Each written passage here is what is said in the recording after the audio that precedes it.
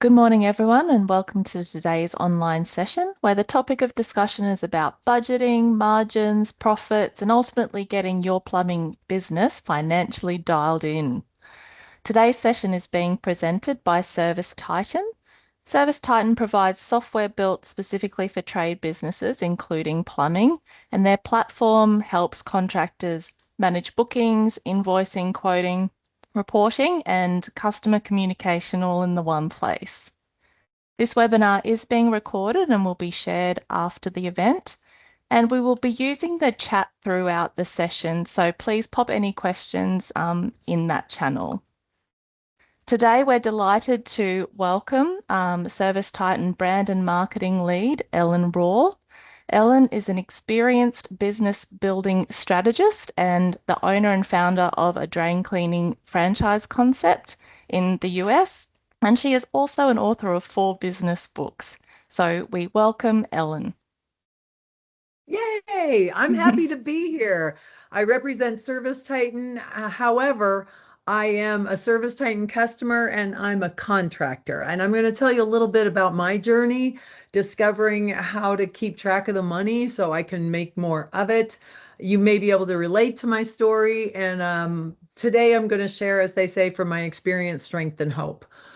So I'll tell you a little bit about my background and some of the things that I've done, and then I'll launch into a lot of information. Um, what we could do today that may make this really fun is to I'd love to encourage you to be involved. So you can use the chat feature to like write down questions. And one of the things I thought that we might do is as a little bit of a, to help me um, make this time together as impactful as possible is if you came to this class with some expectation, or I hope she covers this, let me know what that is. So just type into the chat, hey, I'd love to know more about cash flow, or accounts receivable has been a problem, or I'd like to know a little bit more about budgeting, or how do I get my team in on the game, or whatever, pricing, price books. Add what you're interested in. I've got some slides prepared, and I think the overall program is going to lead to some good conversation and questions.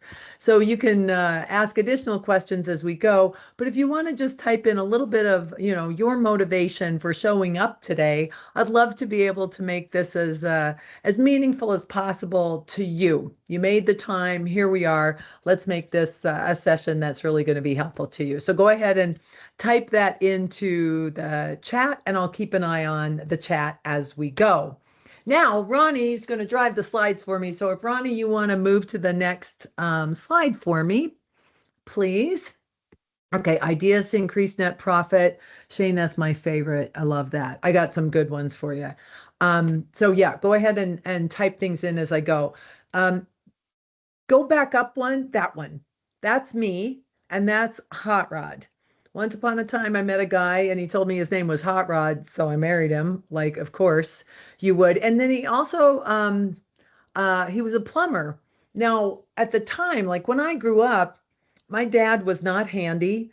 There was nobody in my family who fixed things. We called people. And I just thought it was a miracle when you flushed the toilet and things disappeared, or you turned on the lights and the lights came on, or the internet is fired up, or HVAC systems. I thought it was that thing on the wall and you turned it and it made the house hot or cold, and everything was a miracle to me. And then I married Hot Rod and got to hang out with him and his cool friends, the electricians, lightning wranglers, the HVAC guys, create weather. Like I had this appreciation of people who actually knew how this stuff worked. And it was really, really exciting and impressive to me. So one of the things that I just want to share is that I am not a technical person. I'm not a plumber. I couldn't pick up a screwdriver without getting hurt. I'm the wife of a plumber. That's how I got introduced to the trades. And I love tradespeople for all the reasons why I love my husband. I love that they are the people who you call in times of trouble. When bad weather hits or a disaster, these are the folks who go in instead of running away. They come to the rescue and they know how things work. It either is plumb or it's not. It either leaks or it doesn't. It's fired up or it's not. That kind of no BS world that tradespeople live in, I find incredibly appealing. And because I can't do any of this stuff, it's not lost on me how amazing it is. It is miraculous how plumbers keep good water from bad water and prevent more disease than doctors will ever cure, and how electricians power the internet and have made these services so accessible and essential, and HVAC team members who can create indoor weather and keep us, like when it's cold outside, and you love that, Kayla and Ronnie, they keep us warm and toasty inside, or builders keep us safe. Like these are the essential services. And my commitment to you is to be of service to the contractor. And one of the ways that I do that is to help you make more money. So I'm all about the financial aspect of the business. I don't have skills in every other area of business. This is really my niche and it's my favorite thing to talk about. So, but I wasn't always like that, because when I married Hot Rod, I had a degree in business administration. I was working for a restaurant. I've had about 50 jobs. I've been an employee a lot, but I had my own career path until Hot Rod's partner died.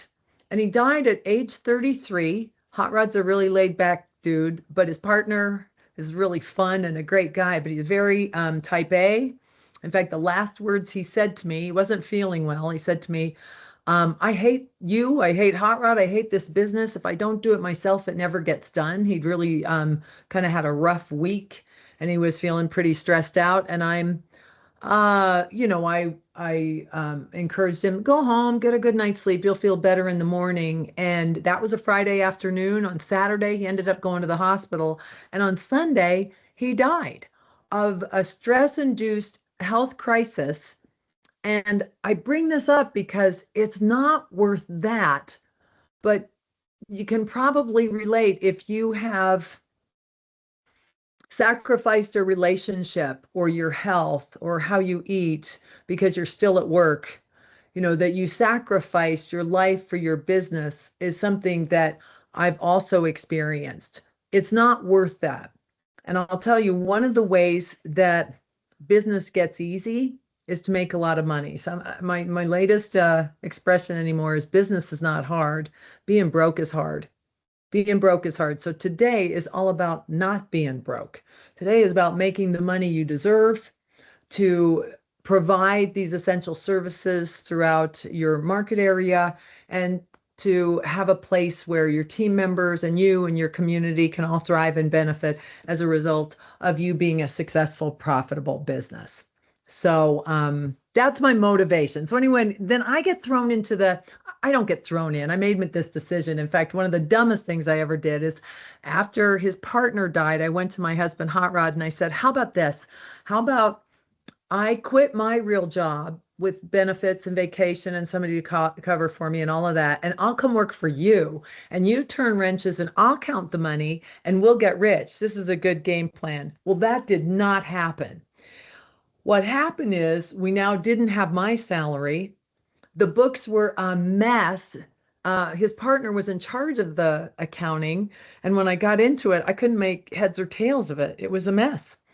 And now I didn't know if we were winning or losing, or how I was going to figure this out. And I would say to Hot Rod, we don't have enough money. And Hot Rod would hear, I'm not good enough. I'm not working hard enough. And we would fight. And this is my story. It may not be your story, but as I've told the story over the years, a lot of people can relate that this is really stressful and it can be hard on families. Most of our businesses are family businesses. And let's see, you've got your camera on. Let me see who this is. Oh, it says Shane, but you don't look like Shane. No, my What's name's your Melissa. Melissa. Melissa? How did hmm you get in this business? Exactly like you, I gave up my career in order to support my husband and provide the day-to-day resources for him to be able to function. So exactly the same as you. Yeah, and that I could, you had your camera on and I just couldn't resist. But like, that may not be your story to everyone who's on the call today or listens to the replay later, but it's a common story. And I didn't pay myself at first. It got better later. But what happened is, let me introduce you to another person. So this is the next slide, if you would, Ronnie. Let me show you another one of the men that I love. I've got a lot of them in my life. Okay, this fellow, his name is Frank Blau. And Hot Rod and I were absolutely hating each other. And it really had to do with being broke, the stress of not knowing, like I didn't know why, I didn't know what to do. And Hot Rod is working, all day long. And it was really, really stressful. And what happened is back in the day, I'm going back to the 1980s for this, kids, but back in the day, we didn't have podcasts or webinars. We had trade magazines, and we still do. And they're a really useful tool to find out like how to get better in business, technically, operationally, sales, marketing, and financially. And what happened is I read this fellow's column in Plumbing and Mechanical Magazine, Frank Blau's column, and he wrote a column called "How Much Should a Contractor Charge?" Now, I went to school and I learned things like the going rate and what the market will bear and all of that nonsense. And what Frank said in his article was this, and if you're taking notes or we're recording, which is nice, he said, you have to charge more than it costs. It doesn't matter what the going rate is. It doesn't matter what other people in your marketplace are doing. And while that seems logical and obvious, I didn't even know how much it was costing me because my books were a hot mess. And I fought it. I'm like, no, I've been to college. It's not, you have to be aware of what other people in your marketplace are charging, et cetera. And Frank is the one who he called it taking the medicine. And thank God for him, because he was the one who kind of dragged me through this process. He wrote this article and I sent him a letter and he called me up.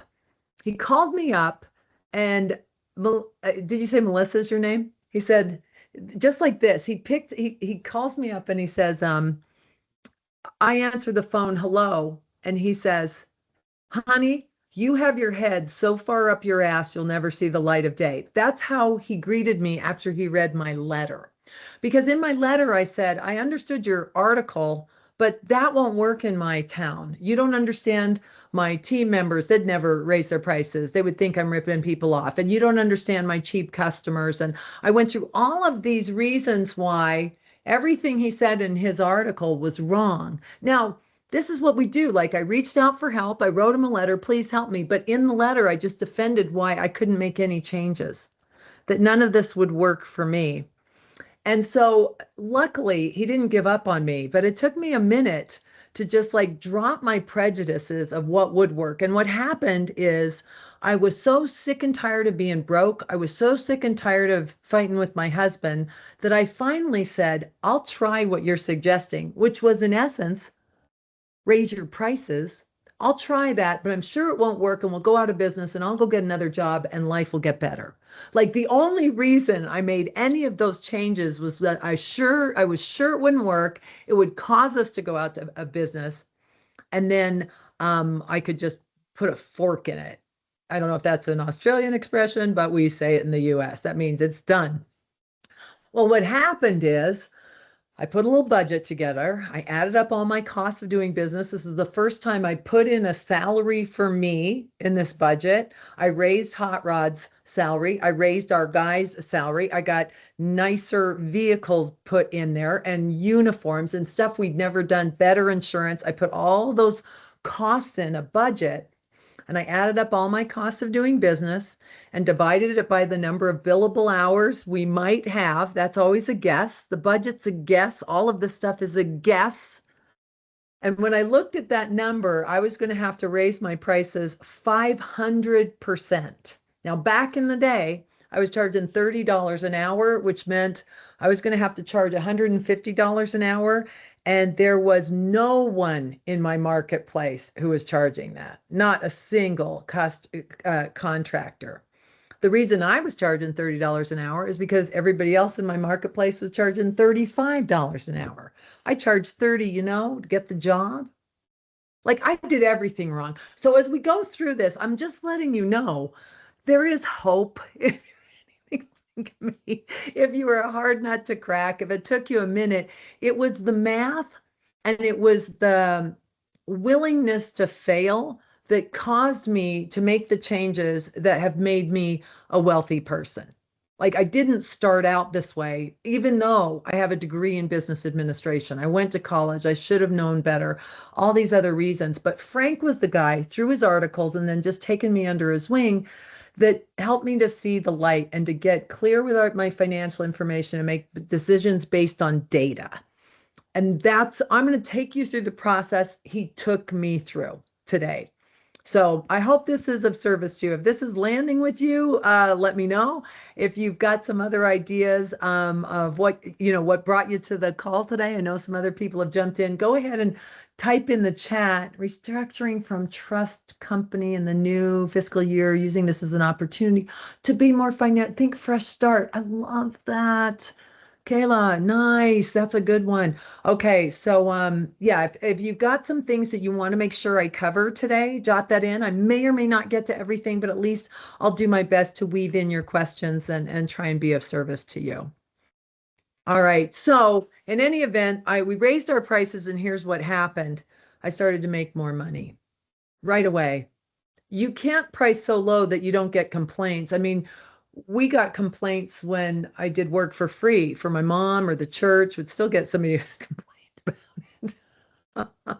So when I raised my prices, we got some complaints, but not very many. We just started to make more money. And it was like I was born again in business. I thought like, wow, this works. And I started to get really excited about, well, we could get bigger. We could add more trucks. Like I got the bug to be in business. Now, I'm going to bring this up. I'm giving you a little background, a little philosophy.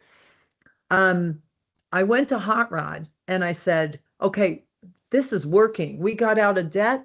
We started to stockpile some money. Within a year, it was just a whole new ball game for us. And so I said to Hot Rod, what do you want to do? Why are we in business? What do we want to do? I started to ask him the big questions, which is hard to do if you're broke. All right. It's easier to get, a bigger vision when you're not struggling to pay the bill on your desk today. So job one is like, get out of being broke. And that's going to have everything to do with your financial acumen. So then I said to Hot Rod, okay, what do you want to do? We have some money. Money buys options. And Hot Rod said, I like working all by myself. I don't like this business. And I bring that up because if you're on the call today, what I would encourage you to do is do what you want to do. And so in our case, what we decided to do, and it was pretty emotional at the time. I'm so glad we got there.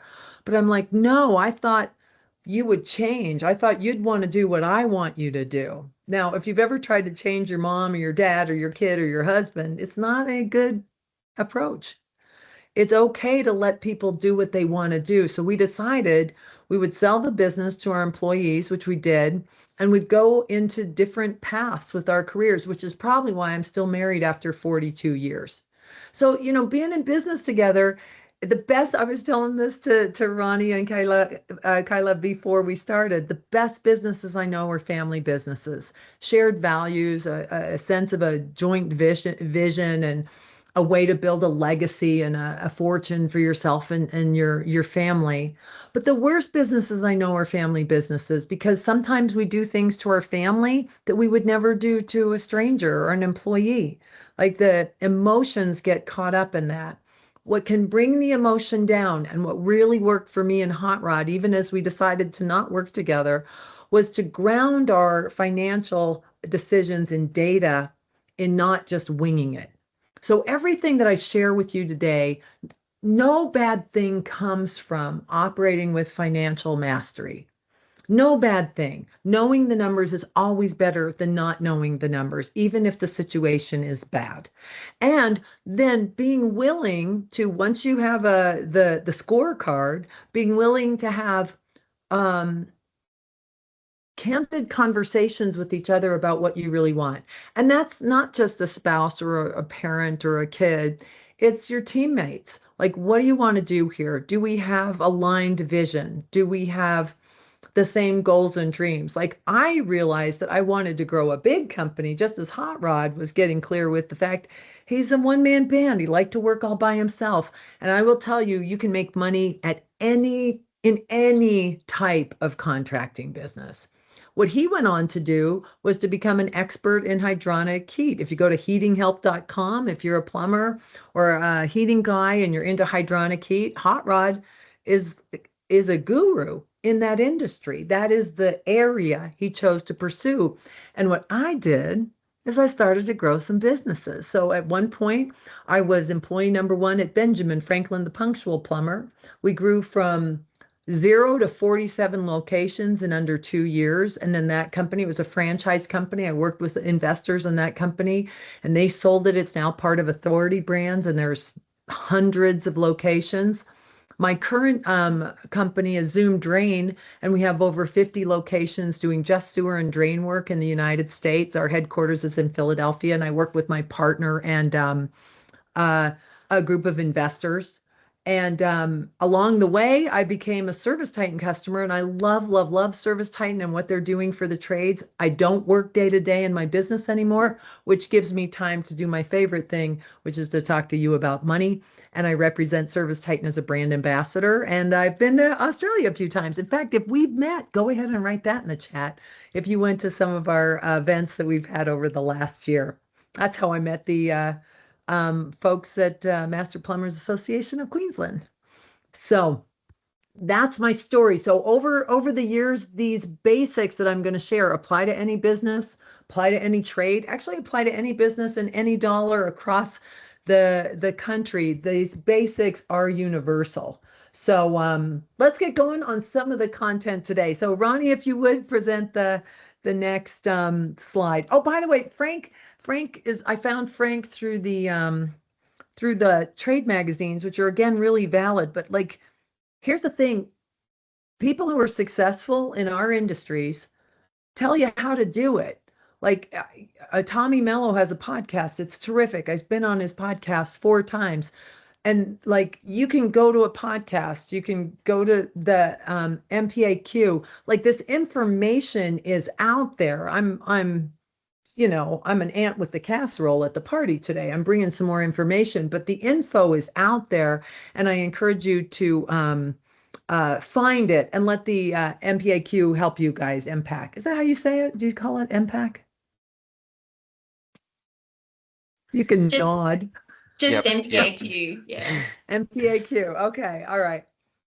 So, So the next slide, what's really important is to consider, and this would go with you and Shane, Melissa, is what do you really, really want? That's the word to fill in. What do you really, really want? And why do you want it? And to be willing to have those conversations and then see if the business can drive you in the direction of your dreams instead of sacrificing your life for the business.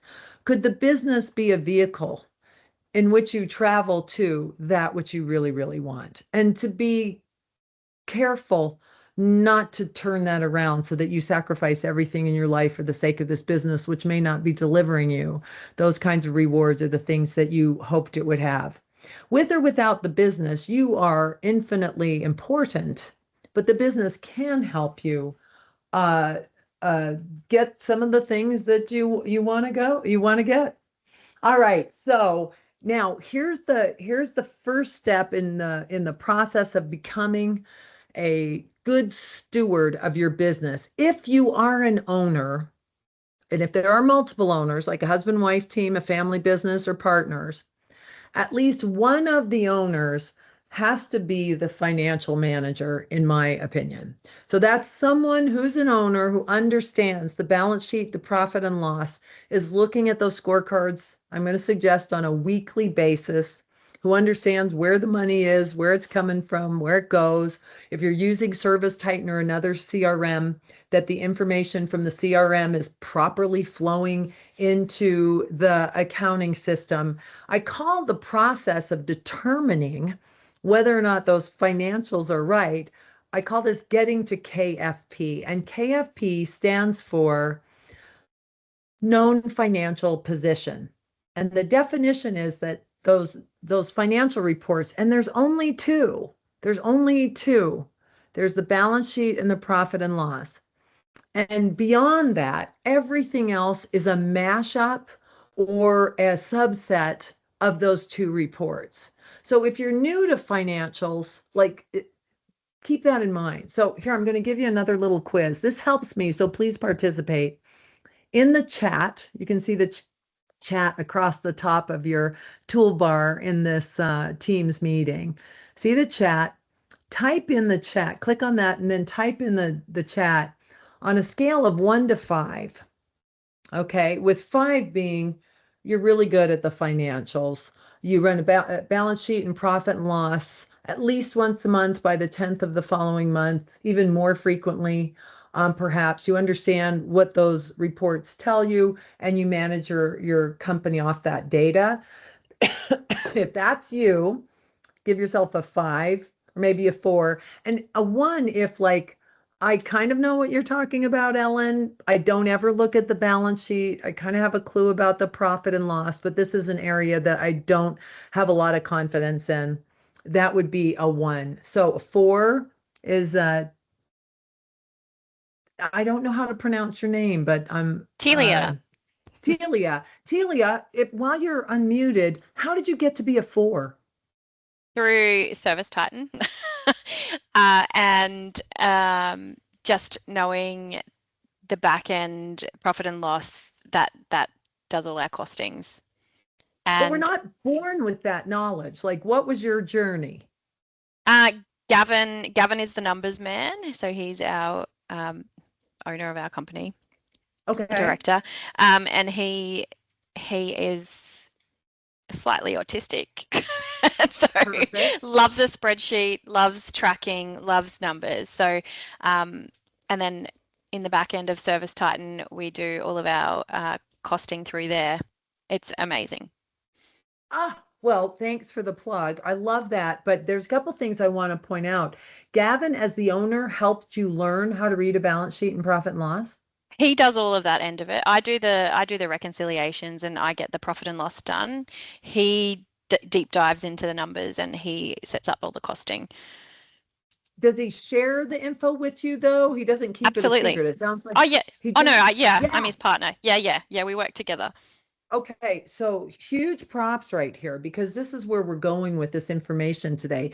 If you give yourself a 4 and Shane gave himself a 5, or Melissa gave herself a 5, whoever is being represented by Shane Miller there. Go ahead and how did you get to be a 5? Thank you, Telia, for That's all right. sharing. That was beautiful. I'll say I didn't give myself a 5 because I can't attest to having the profit and loss done by the 10th every month. By the 15th? Yes. Okay, and you know what? Remind me to talk about that and what it takes to get it done by the 10th or even the Sure. 5th. Okay. Okay, so just saying, but how did you get to be a 5, Melissa?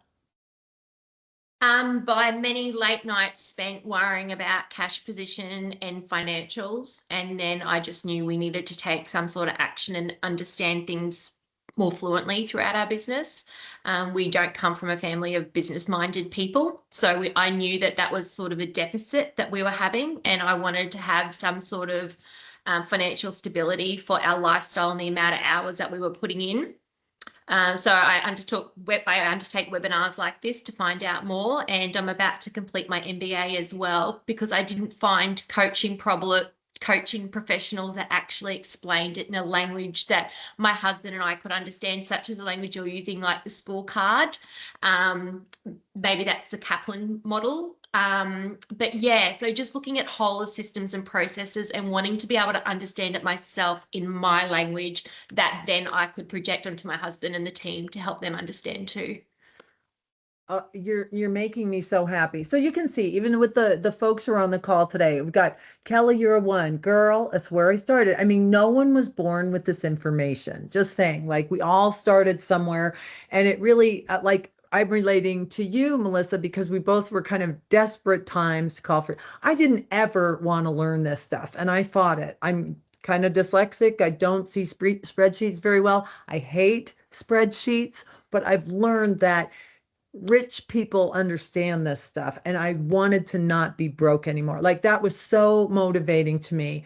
Being broke is hard, and I was willing to do what needed to be done at some point. I fought it, but then here we are. And then I will tell you that I would give myself a 4, not a 5. There's people smarter than me in this world, no doubt about it. But I will tell you that the basics will take you very, very far.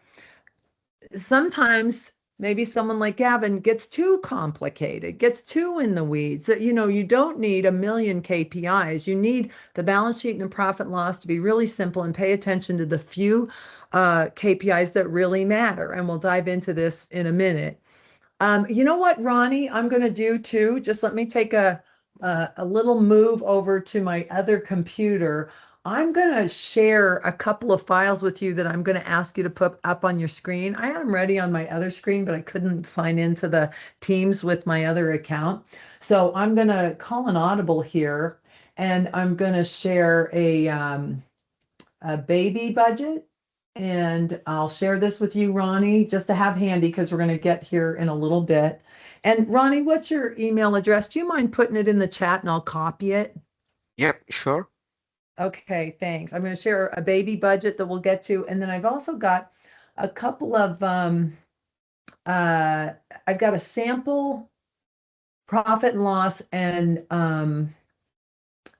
income statement that are super easy, but will help me describe the basics for you all. So I'm gonna send those to you too. All right. So yeah, did you type that in the chat? Or did you send it somewhere else? That's for you, Ronnie.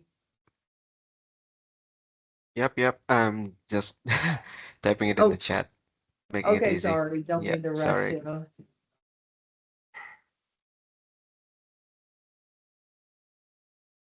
Okay.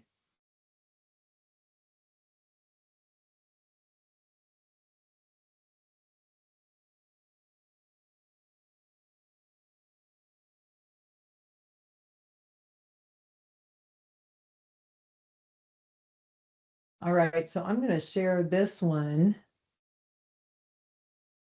You'll see it in your shared drive shared with me.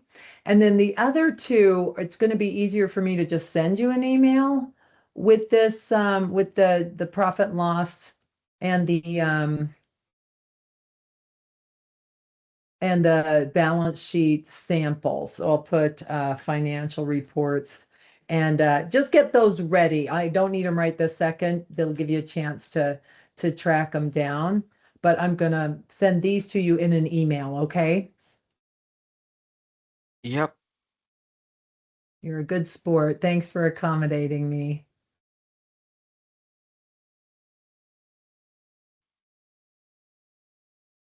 Okay, those are coming over. Now, as a result of what we just talked about too, Melissa, you were talking about just like plain English. I wrote a book, and this book is free, and I'm going to give you the link to my website. ellenrohr.com is where you can go. Oh, that didn't like type out. Let me do HTTP.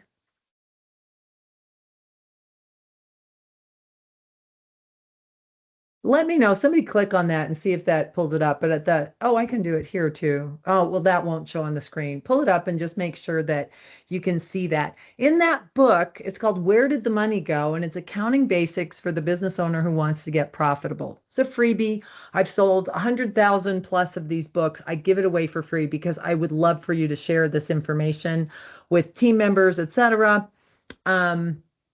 But in the book, I describe balance sheet, profit and loss, and there's a glossary in there of weird accounting terms with plain English definitions. So, Melissa, that's what prompted me to share that. But this book, like what Gavin does, what you guys have done to share information is really, really important. So if today I say something and you're like, this is pretty rudimentary, my challenge to you is to start teaching other people in your life. Melissa, you mentioned that was it you or Telia said that your family weren't business people.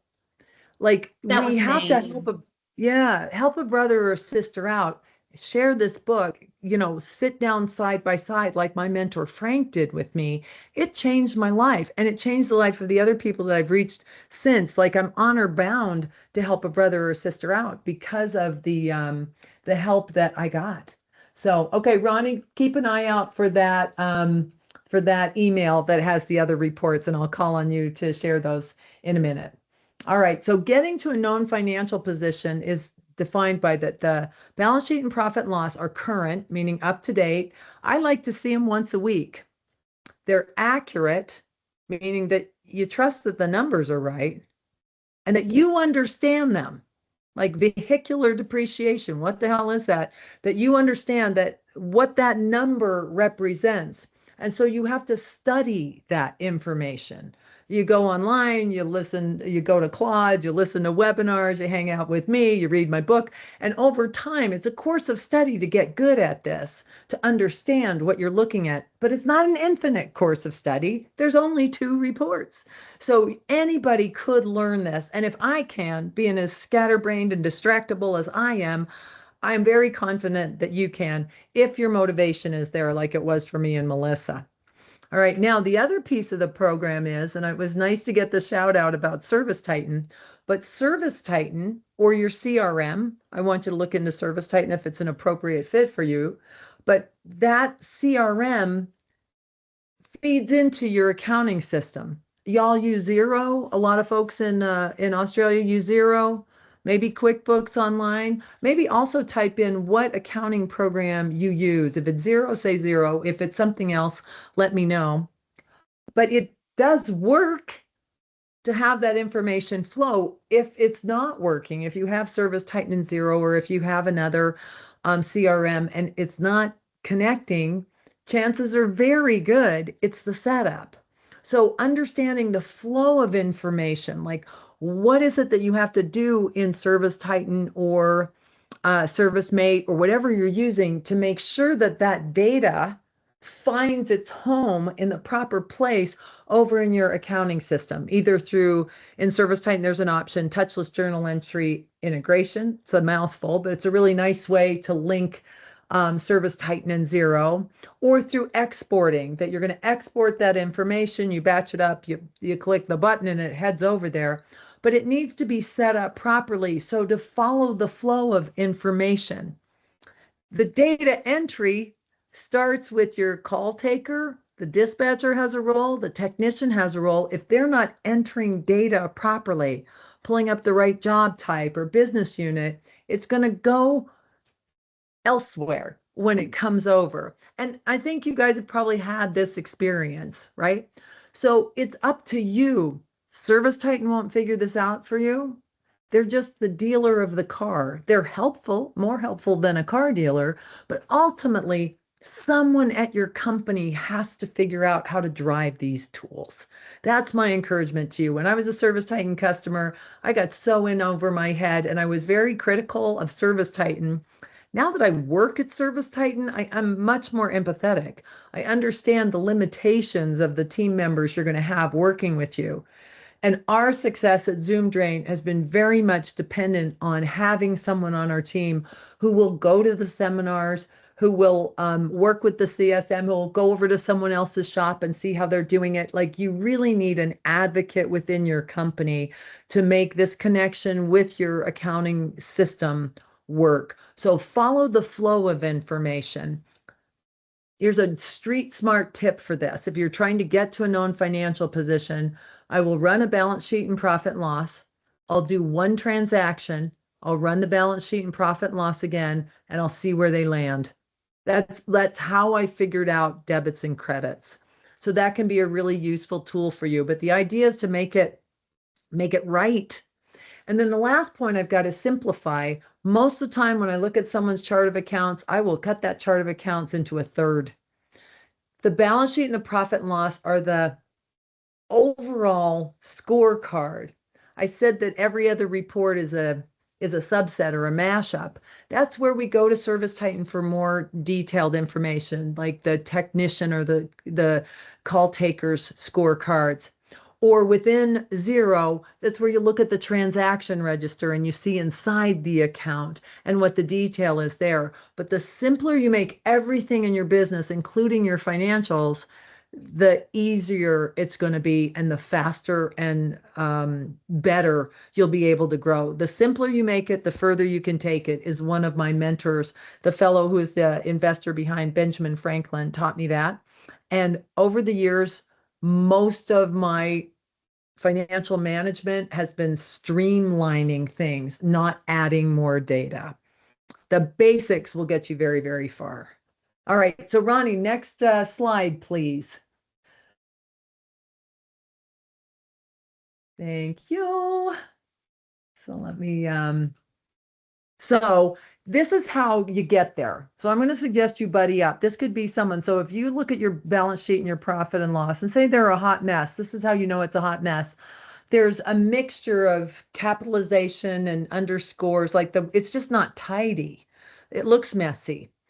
That there's things you don't understand. There's too many lines. There's negative numbers for some random reason. Like as you look at your financials, if they look messy, here's some motivation for you. If at some point you want to sell your company, if your financials are a mess, if I were buying your company, I wouldn't fix them for you. I would discount the selling price of your company, because it's like someone's pipes not being straight or solder blobs everywhere. The assumption, and it may work, but the assumption is this isn't someone who takes very much care, so I'm going to discount this information. I'll probably have to do that work to fix it, and I'm going to discount your company.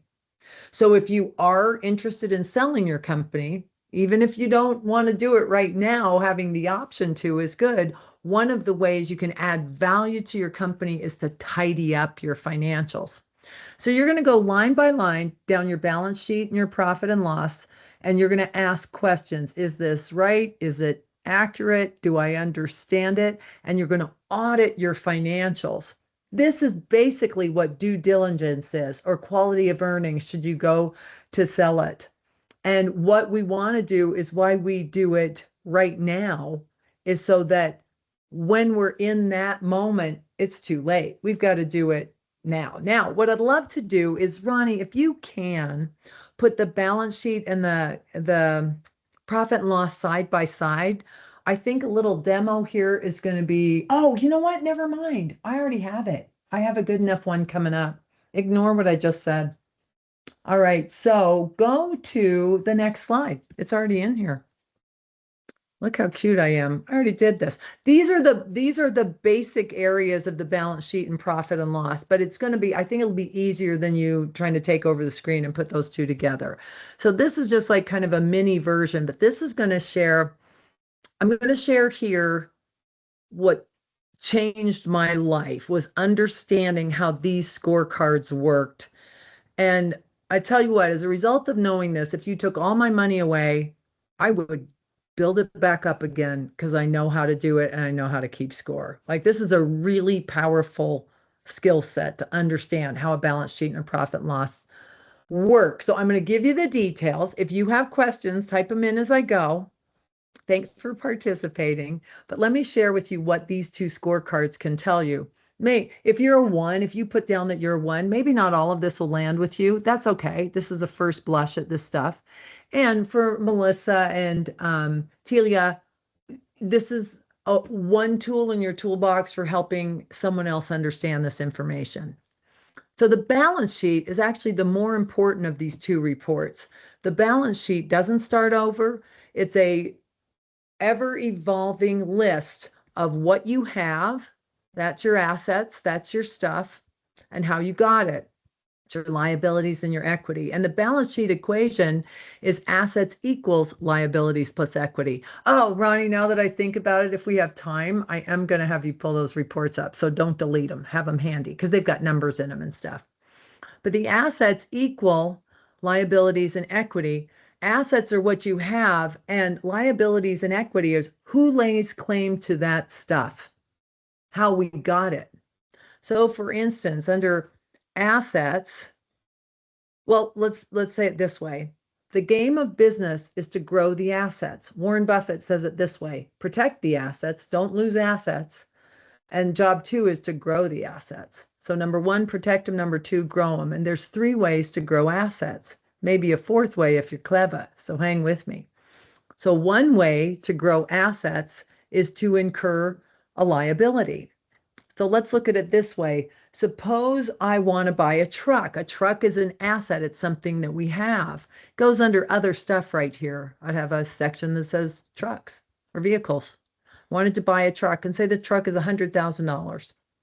I buy the truck, and then I borrow from Ford Motor Company or Toyota. I get a truck loan for the amount of that truck. So assets goes up, truck, 100,000. And under liabilities, under loans, I'm going to list truck loan, 100,000. So the balance sheet stays in balance. Asset equals liabilities plus equity. It's an equation. Assets go up and liabilities go up. I increased assets through other people's money, through a loan. That's a really valid way to grow assets. The second way to grow assets is to get an investor. Let's say you go on Shark Tank and you sell them on your cool solar panel idea, and you get Barbara Corcoran or Mr. Wonderful or one of those sharks to say, I'll invest in your company. It doesn't work exactly like this, but bear with me. Suppose they give you $1 million. I'll give you $1 million for 1% of your company, or whatever nonsense they show on TV. What actually happens is this: probably won't give you $1 million all at once, but let's just say they do. Cash goes up $1 million. Well, where did that cash comes from? There's going to be a line under investment that says investment dash Mr. Wonderful or Barbara Corcoran, whoever loaned you the money. Maybe it's your mom. And so what we're showing here is that whatever happens with assets, there's a way we got that asset and we have to record it. So cash goes up by $1 million and investment goes up by $1 million. The balance sheet stays in balance. Pretty cool, right? But here's the thing with borrowing money or getting investors is at some point, Ford Motor Company wants all that money back and they want interest on it. And the investors want all their money back and then some return on their investment. So there's a limited use of loans and investment. You're going to run out of road by borrowing money. You have to engage another way to grow your assets. And that introduces us to the profit and loss. It's called the P&L or the income statement.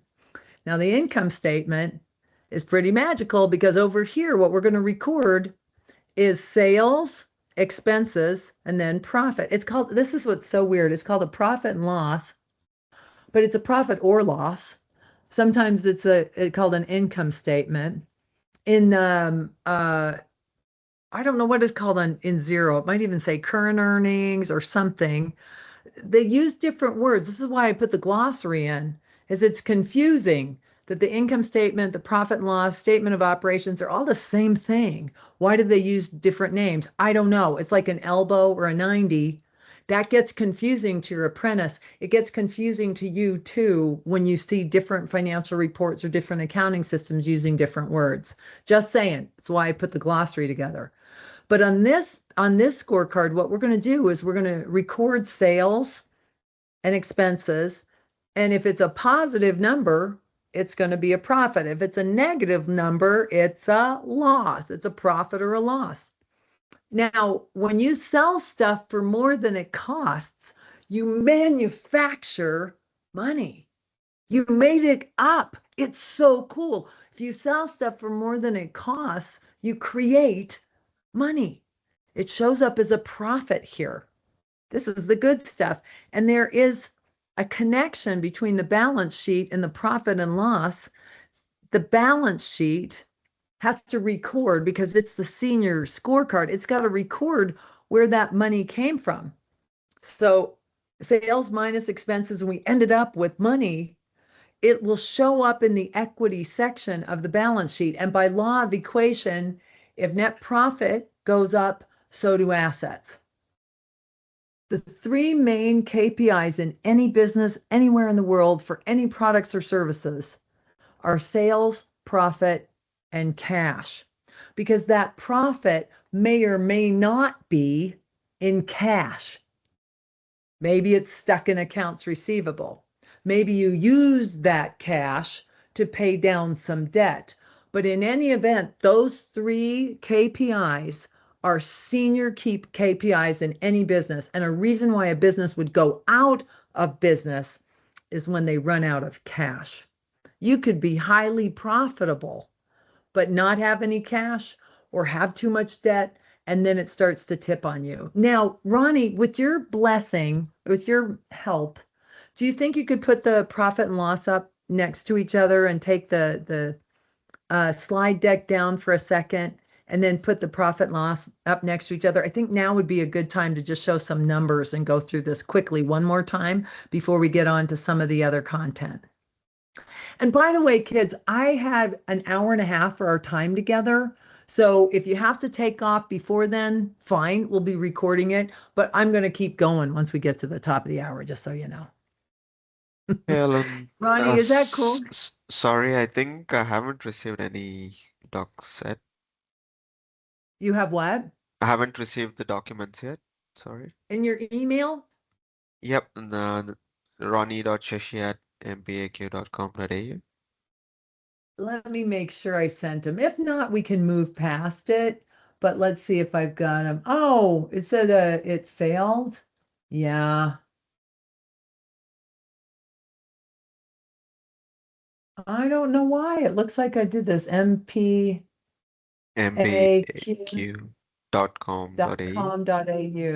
Ronnie.sashi, Yep, SAHSHI. yep, Darn it. Oh, well. Let me see. Let me try somebody else's email. Could we do that? sure. You can send it to my Give me another one. colleague. Yep, Okay. You can send it to mine, Ellen, if you like, lovely. It's Kayla. You've got my email address. K-A-Y, Kayla Weathers?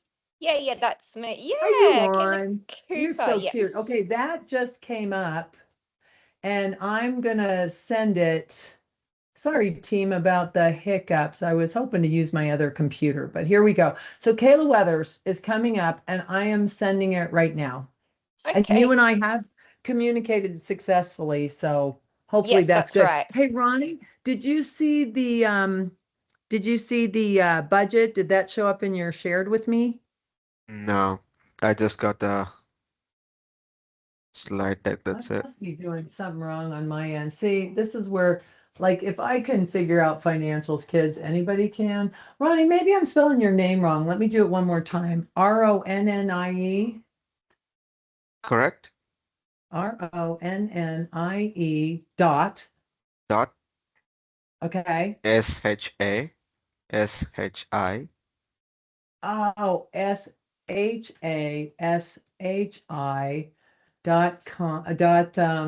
sorry, or at the rate at mbaq.com.au. BAQ.com. I got it. I missed that one H. That was me. May be easier too, Ronnie, if you just email Ellen and then I've got it here, and then Ellen replies. Yep, I did. I I got think yours now. I know what I did wrong. So this is going to be your this is going to come through as shared with you. sure. Okay. Oh, let me do it again. Paste. I just forwarded it to you, Ronnie. Yep, I got that now. Okay. Thank you. All right. And then I'm gonna so you've got the profit and loss from Kayla. Yeah, I got it from Kayla. Okay, and then also coming is that baby budget, but we don't need that just yet, so that'll give you a chance to catch up with that one. All right, and if you could bring the slideshow down and put these 2 reports up, I think this will be worth diving into a little bit. But while Ronnie does that, let me pause a minute. Give me a question. Who answered with this is what I'm gonna put somebody on the spot. I hope that's okay. Is Tony available? Where's Tony? Is he still on? Oh, I might. Yeah, there he is. Tony, if you can unmute yourself, do it. And then if not, how about Kayla Parker or Kayla Cooper?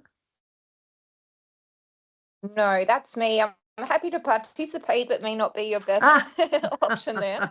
Okay, that's you. All You right. did just have one or two people, lovely, just jump off and say they had to run. So you might, they Okay. had to go, but they'll finish the recording. Okay, that's all right. We'll catch up there. Or maybe Kelly, if she's on. I don't know if there's someone else. I'm going to call and put you on the spot. But if you've got a question, Melissa, is there something you'd like to share? Sorry, what was that question? I ducked off for a coffee. Just wondering if something so far has caused you to make a comment. Just while we're giving Ronnie a chance to load up, I thought I'd just kind of check in with the group and make sure that what I'm sharing is landing, or if there's a follow-up question, I can address it. No, I think it's really great. What really resonated with me was your three senior KPIs with your sales, your profit, and your cash as well. I think all these webinars are really great as a refresher to sit down afterwards and just have a think about things, because our lives get so busy. We don't necessarily know all the time what to be thinking about. And I liked the way that you said to look at your income statements and the like weekly, because a lot of people would say that's too frequently. Is that what you said, weekly, that you looked at yours? Well, this is when Telia was saying that getting the books done by the 15th can be a bit of a struggle. And let me address that. I said I'd address it. This is a good time. What can happen is that you don't have the information you need, Telia, because it's stuck somewhere. Stuff didn't export, or the technicians didn't close out the jobs, or there's going to be stuff that happened upriver that makes it hard for you to close the month. If you do a soft close, and I don't mean a soft close like you're reconciling everything all the time, but what you're doing is trying to get the data in, get the sales in, get the expenses in, so that we could see this is so sexy.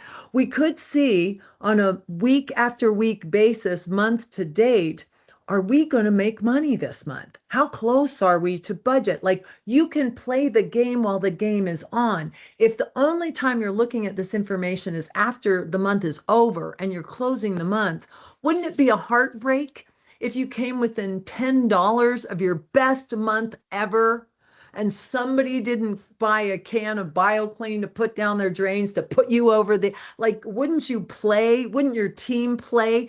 And there's a book that had a big impact on me called The Great Game of Business, which is all about getting your team in on the game, is to help them get the information that they need, because they're the ones impacting sales and managing their materials and labor. And then your team members in the office are controlling things like your marketing expense or what you're spending on training. Like, if you get your team in on it, they'll solve your problems for you, is what I found over and over again. But I'm getting ahead of myself a little bit. One way, here, let me just show you this. This is the same construct as what we just had up on the screen, but this has some numbers in it. Here you can see total assets equals total liabilities plus equity. One way of thinking about this, or maybe sharing it with your team members, is that if you had a personal balance sheet and you had a house would be considered an asset. Now notice I've got current assets and fixed assets. This is a little more detailed than the version we just saw on the slides. But that house would be listed under fixed assets, or current assets are those things that are going to be cash or close to cash. Accounts receivable, like an IOU, as soon as they pay you, it turns into cash. But a truck, you don't want to be selling your truck to pay your bills. So on the balance sheet, we're going to separate out current assets from fixed assets. On your own personal balance sheet under fixed assets, you might have a house. And let's say you spent $500,000. That was the selling price for that house. And then in liabilities, under long-term liabilities, you might have a mortgage on that house, and the mortgage is $400,000.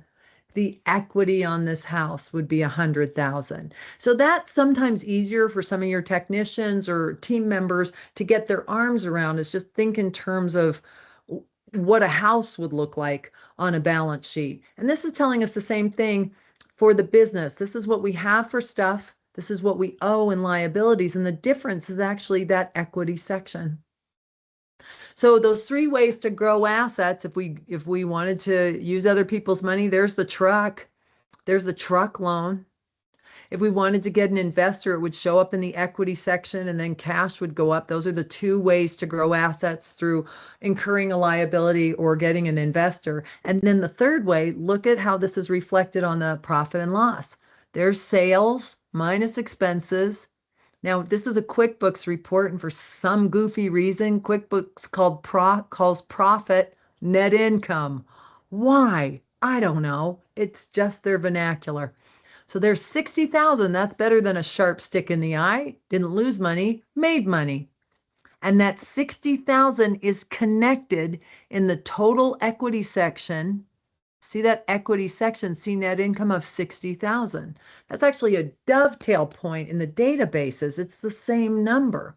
And by law of equation, then assets will have gone up 60,000, but not necessarily all in cash. That cash may be stuck in accounts receivable. That's a bad place for your money to get stuck.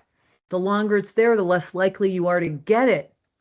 All right. And so if that cash doesn't keep up with how much money you've borrowed or your investors' demands, this is how it topples on you and you go out of business if you run out of cash. Because at some point, nobody will loan you any more money and your investors will say, sorry, we're cutting our losses. This is so important to figure out. But the way, if you've got a bunch of debt and you want to get out of debt, here's how you do it. You get wicked profitable. You raise your prices. This is going back to you, Melissa. Ideas to increase net profit. I always trot out a price increase, always. Now, you might be the highest priced guys in your marketplace. I remember this feeling in Australia. I've heard it called the tall poppy syndrome. I don't want to stick out. I don't want to be the most expensive guy. I don't want to be more successful than my compatriots. In the United States, we call it crabs in a bucket. As soon as you start to crawl out of the bucket as a crab, the rest of the crabs are going to try and pull you down. Like, there is a point at which you decide, I'm going to be a premium price provider and I'm going to be worth it. So I'm going to market in such a way and operate in such a way that people understand that I'm different and better for some reasons. At Zoom Drain, we're fast. That's why it's in the name. And we're focused. All we do is drains. It's our specialty. That's our selling proposition. Benjamin Franklin, the punctual plumber, our one promise is that we would be on time. And for that, people would pay a premium. So whatever it is about you that's different or better, you can charge more as long as you're willing to be more. And that applies to any business. Now, I'm oversimplifying, but that's how you make more money, is figure out how to increase that top line. Some of it is efficiency, sales training, and some of it is getting priced right, that we're willing to increase our prices. Comments, questions, concerns? Oh, I see. We had a couple of people. Oh, Tony, who I was calling on. Okay. All right. Good to go. All right. So that's the connection between these two. Now, when it comes to sales, I call that offense. When it comes to managing expenses, I call that defense. Play offense and defense in order to get profitable. I know some very top line big companies that are losing a lot of money. Maybe they need to raise their prices, or maybe they need to get more efficient in their operations, in their spending. So that's also an option too. All right, so if you would, Ronnie, take me back to the slide deck. Thanks for that. And feel free at MPKAQ, if you guys want to share all of this stuff, go for it. All right, next slide, please. All right, so who else knows? And this is what I mean about sharing this with the team. Let's go to the next slide. Who else knows? Like, once you figure this out, I'm going to encourage, or as you figure this out, I'm going to encourage you to get your team in on the game. This skinny kid in the white shirt, dressed below the L for Lee's, this is a friend of mine, Tom Howard. He's a senior VP at ServiceTitan, and he's also a contractor. I've known him for many, many years. We were friends. Now we both work at ServiceTitan. It's a blast to work together. But he bought this company that was at about 2.5 million, and he's operating in a town that has about 300,000 people in it. Fresno, California. For those of you who are familiar with the United States, Fresno, California, I think is one of the least desirable places to grow a premium priced business. I'm just saying, the average income in that city is about 60,000 US. It's not a flourishing economy. He has grown his business to 55 million in sales for that company, and it's due to many reasons: getting priced right, becoming obsessed with the numbers, getting really good at operations. But the primary reason is he shares all of his financial information with this team. They meet on a weekly basis and they go over I think it's on the next page, if you don't mind zipping to the next slide. Oh, this is just a reminder to take notes. Go ahead. You can skip the slide for a second. But what he practices is open book management. And this is my friend, my buddy, Jack Stack, who wrote the book, The Great Game of Business. Write that down. That was my reminder to take notes, write some of this stuff down. The Great Game of Business by Jack Stack taught me a lot. But open book management is sharing real, relevant information with your team. And so what that means is that you don't have to share every number with everybody. But wouldn't it make sense to share how we priced a job with the installers, give them the information like how many hours the salesperson bid on that job, so that the installer knows what the game is? Wouldn't that be useful to the installer, who's the one who's making decisions about how to install that job? Like, suppose we told the installer there are 32 hours in that job. Wouldn't that be helpful for him or her to know that information? Because that's the person who could bring that job in on time. But very often we don't tell them that. We just say go faster, or worse, we lie to them and say there's only 20 hours in on that job, in this idea that somehow they'll move faster. But open book management is sharing real and relevant information with your team members. And the reason why, what I have found over and over again, and what my friend Tom Howard demonstrated with this company, is when you let team members in on the game, they will fix your company for you. They will fix it for you. Now, they don't always know what to do, but by keeping score and sharing the scorecard with them, they can make decisions. You're in on this too. It's not like you just abandon your company to your team members. You work with them, but you ask them questions like, are we bidding this job properly? Is that enough hours in that job? You would ask the installers that. And you'd ask the salespeople, what features do you think our customers really like in these jobs? And you might edit your price book accordingly. In other words, your team is going to help you fix the challenges, including profitability with your company. So let's dig into how you do it, and go ahead and jump down to the next slide, if you would. Okay, so that's the definition of open book management: sharing relevant financial and key performance data with team members. Next slide. Okay, why not? Now, as I suggest sharing this information with your team, if this makes your stomach hurt, you can go ahead and jot that in the chat. But what could go wrong if we share information with the team? Like my daddy, when I grew up, my daddy said, don't share anything. All right, you're not supposed to share any of this information. It's private, it's bad manners. We don't talk about it. I can't tell you how many jobs I worked at where we got our paychecks in sealed envelopes because it's a big secret, right? But as an employee, here's what I'll tell you. They talk to each other. At every job I ever worked in, I knew what everybody else made, because what would happen? They ask each other, how much do you get paid? One of the reasons I think women make less than men overall is we make it a big secret. What if It wasn't a secret. What if you knew how you got paid? Now, in the US, with some of our union companies or some structures, I mean, you can, as a private employer, make a decision to publicize what positions on the org chart get paid, or you can keep it a big secret. And you don't have to share everything, but I'm just here to share my experience, and that I have not have I haven't had people I haven't had the sky fall by sharing real relevant financial information with team members. I don't have a story to share that it was a disaster. Now, what can happen is sometimes people think you make too much money. You don't have to share every detail, but they think that already. Like there's rumors going about. They're going to have comments about how you're spending money on things outside of their scope. One way to ease into open book management is to customize the information you share to the person doing a particular job. So let me share the next slide. Here's the steps for going open book management. I mean, why not? And the sky won't fall.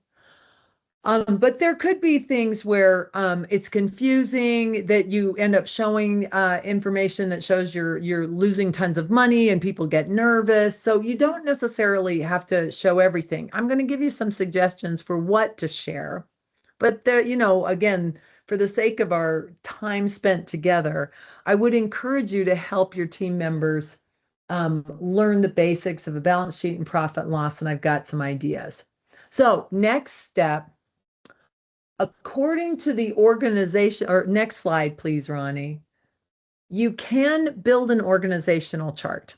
If you don't have an org chart already, this really ties in nicely with the open book management concept. An org chart, go to the next slide for me quickly, because this will just kind of demonstrate an org chart. An org chart shows the reporting relationships. Let's say this is the cheese at the top, and then those are the managers across the next row, and those are the folks who report to those managers. An org chart does a lot of cool things for us, but for each department, there are going to be KPIs. There's going to be a key performance indicator or 2 or 3 that help determine whether or not that department is doing what we hope they do. An easy one to figure out is the sales department. So if I'm the sales manager and I have sales people or technicians who report to me, wouldn't it be good to know what the total sales goal for the company is and what the actual sales are, so that we could play the game to close the gap between what we're selling and what the budget says we want to have? That becomes a game. And if we get them in on the game, they may find ways to increase sales. We could have a contest. We could train our team members. I could ride along with them. We could use Field Pro at ServiceTitan to listen in on the calls and get the response from the customers, a coaching tool like mystery shopping with our guys, except for we tell everybody that we're doing it. Like there's things that they will come up with and that they could do. And you can do this literally for every position at this on your team. What I would suggest is that you start with a few key positions. So let's go to step 2. So an org chart is great, and then I would build the budget. And I would organize that I would organize your chart of accounts and then build a budget around those departments. So suppose I have a service department and an install department. I would organize the sales and the cost of goods sold and the expenses. And I'd build a budget and tell your team, I'm making it up. A budget is all fake. It's a guess, it's a hope. And I'd get team input on the budget. I'd look at last year. I'd go hang out with another contractor who's successful with whom I don't compete, and I'd ask them about their budgeting process. I'd talk to the folks at the MPAQ and see if they have some resources. I'm going to give you a little baby budget to take home and play with and practice. But basically what you're doing is just deciding, we did $1 million this year. What if we do $1.5 million next year? What would that require? Would we need another truck? Would we need some other team members? And you put together a game. And the game is where we are versus the budget, and how do we close that gap? What are we going to do? And if you hit budget or exceed budget, doesn't it make sense that the team members who helped you do it would find some reward? That's how you really play the game, is get them in on it, and then there's some reason for them to play. Next slide, please, Ronnie. So when you put this together, actual versus budget, the few KPIs that really matter are going to be sales, profits, and cash. And then I'm also going to look at per department, the sales, the cost of goods sold, the gross profit, gross margin, and maybe a few other KPIs. I brought up Tommy. Tommy Mello's a friend of mine. And if you're familiar with him, great. He's got some additional KPIs that he likes to track. We can find them in ServiceTitan. Those would be the close rates for the service technicians and for the call takers, the average ticket, and then the leads and the cost per lead. And then you can gamify this. Now go to the next slide. I think you're going to like this. We could do a weekly financial meeting, and I call this the financial quick check meeting, and I've got a couple of versions for you. Click on the next one, Ronnie. This one's kind of fun. Now, you might have to put your nose up against the screen to see the numbers, but we could play with this a little bit and just overall look at the construct. The numbers aren't as important here. I just put in some numbers to show the math, but the numbers aren't quite as important as the construct.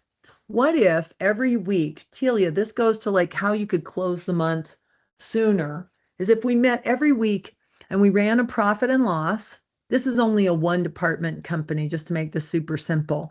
We ran a profit and loss and we compared it against budget and where we are year to date, and then where we want to be by the end of the month year to date. This is a nice little construct. Some people add another column, where were we last year? I don't care about last year. I'm a forward, always forward kind of girl. That's just the way I am. But there's a few KPIs on here. There's sales, there's profit, and then at the bottom, there's even a little cash flow statement. That's cool. Now, if I share this with my team, what isn't on this, like suppose I share this with my managers, with the bookkeeper, maybe a couple of lead technicians, certainly the owners are going to be there. What if week after week I had a circle of key employees who are looking at these patterns develop? Sales, cost of goods sold, those are the labor, materials, and subs are the biggies in that section. Those are variable costs that we want to keep an eye on from a percentage standpoint. And then I've got all operating expenses lumped together in one bucket. That way I don't have to show how much you make for your salary or how much we're spending on individual things.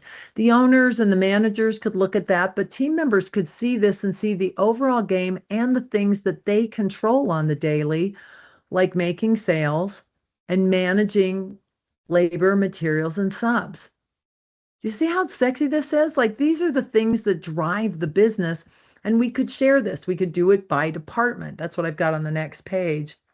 But a one pager like this, the few KPIs that really matter are here. But if you wanted to, you could cut it off at the gross profit, gross margin level and just get your team started on those big numbers. Sales and cost of goods sold will really get you far when it comes to creating a profitable business. It's offense, sales, and defense, cost of goods sold. We get out of there with enough money to pay our overhead and make a profit. You can expand this later as your team gets a little more comfortable with the patterns. But look, with 3 days left in the month, if you weren't profitable, see how the date on this is 10/27. With 3 days left in the month, if you were really close to your best month ever, would you have a contest? Would you stay late? Would you do something to make this happen? What I found is over and over again, your team will. Ronnie, take me to the next one. The next slide, please. This one's a little more sophisticated because it's a 4-department company. So I'd use trade categories in 0 for HVAC service, HVAC install, plumbing service, plumbing install. And notice I use colors when it gets complicated because I'm kind of dyslexic and I'm not great at spreadsheets, so I color code this stuff.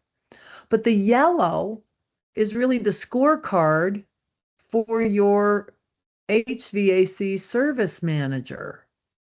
The pink is the scorecard for your HVAC install manager.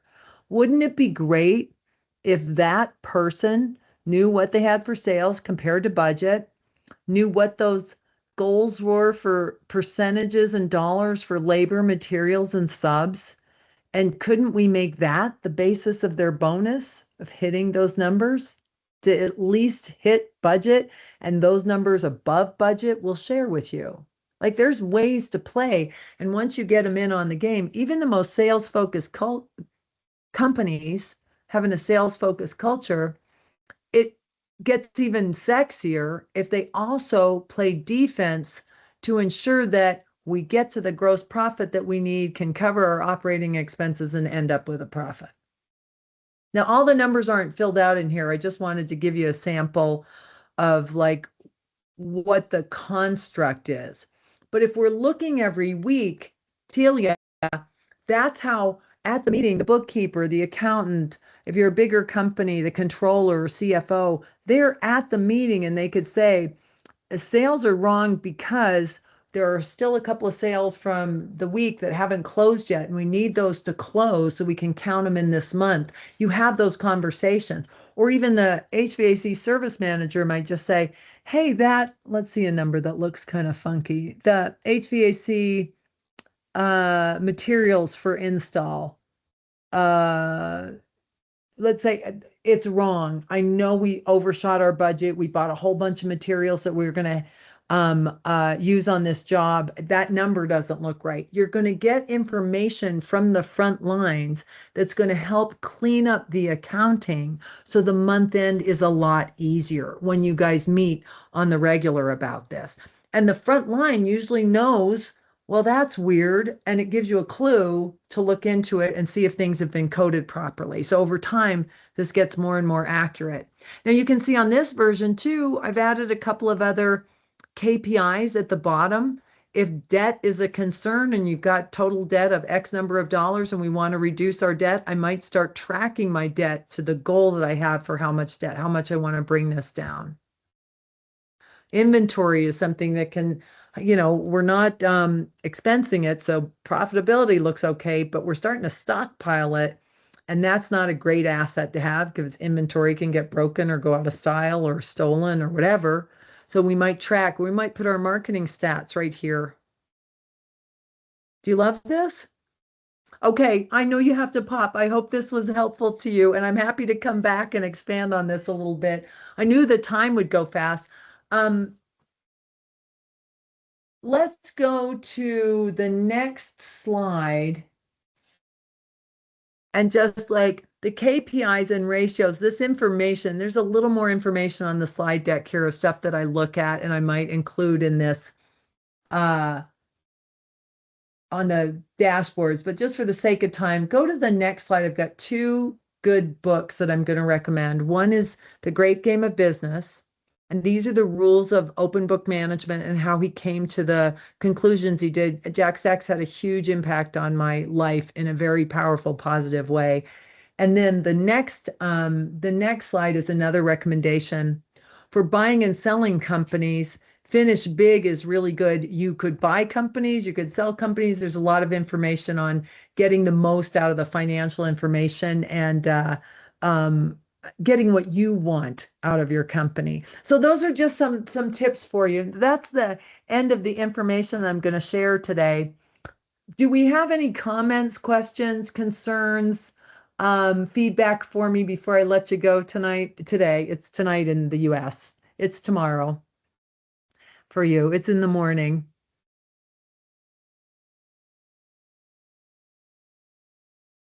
Thank you. You're welcome, my friend. Kayla Parker, I'm glad. Totally agree with. We were talking about employee sharing open book. Have you had good experience with that? I hope so. Oh, okay. This is where it can go. We've had experience where some employees use it as leverage and entitlement. That becomes a matter of like, you could share less information and share relevant information or just live through it.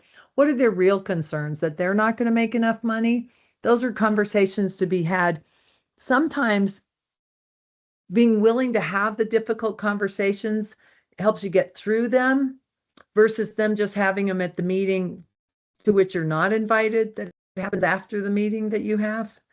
So, like for me, you build trust by telling the truth. And open book management gives you a way to talk real to your team members. Again, I don't recommend that you show everybody every number, especially if you don't have a handle on these numbers yet. You could start by sharing with your install team the number of hours we bid on the job, or you could start by sharing the top half of your income statement, the sales and the cost of goods sold, to get them to the gross margin level, to just start educating them on what the profit and loss tells them, help them play offense and defense. And as you build trust at your company, yeah, we do like this. I love this, Kayla. We do a small amount of open book management already to help the team understand why we charge the way we do. That's such a great point, to be able to go through. And I wish we didn't have to charge so much, but the difference between a high-priced contractor and a low-priced contractor is what they pay the people and what they spend on things to make it nice to work there. In other words, everybody pays the same for fuel, even when fuel prices go up. Everybody pays about the same for insurance or materials. It's the things that impact the people, like how much we pay our team members, insurance, benefits, nice uniforms, decent trucks. Those are the things that cause your prices to go up. And those are the things that I recommend you don't skimp on if you want to make a really great place for your team members to work. So by sharing with them why we have to charge what we do, that's a really great use of open book management. Thanks for getting that. Trickiest part is to getting them to use trust. The pricing model is really what Kayla was answering there, Telia. So that was super helpful. Thanks for that. Hey, I'd love to we do the one truck exercise. What would it take if you went out and started your own business and you add up all those? It's such a good idea. Love that. Yeah, just keep after it. Well, if somebody's questioning, I would take it as a good sign. Go for a ride along. What's the question behind the question? What is it that you're really looking for? Is there something that you think is unfair or just just not right as far as what we're doing? And let's talk about those things. It can lead to some really good conversations. Hey, I knew we wouldn't cover everything. I did share with Ronnie the budgeting form. When you share it, have folks make a copy, share like view only. So you have to make a copy so we don't wreck the master copy. I think I gave a view only, but be willing to share anything I shared with you guys today. For sure, get the book, Where Did the Money Go? I think you'll enjoy that. And if you want more, let the kind folks, Ronnie and Kyla, know, and we'll come back and we'll do some more. Great. Thank you so much for joining us today. Thanks, Ellen. It's been very insightful. Lots of experience that you've drawn on and a great storyteller. So thank you for being generous and sharing. Oh, my pleasure. Love, love, love. Let me know how I can help you guys. Thanks. Okay. Thanks, everyone. Thank you, Ellen. Great session. Thanks, guys. Thanks for having